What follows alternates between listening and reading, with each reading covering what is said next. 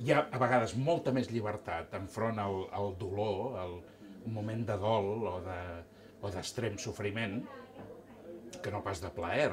És una cosa absolutament, no sé, contradictòria, raríssima, perquè en definitiva busquem el plaer constantment.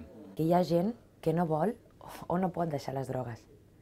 Llavors, plantejar una intervenció només dirigida a l'abstinència deixaria fora un col·lectiu molt important. Ells estan buscant algo que és naturalíssim, passar-s'ho bé, que és el que volem fer tots.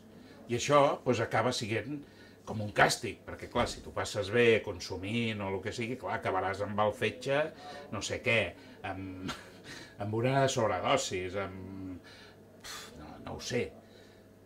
Llavors, clar, què hem de fer realment, no?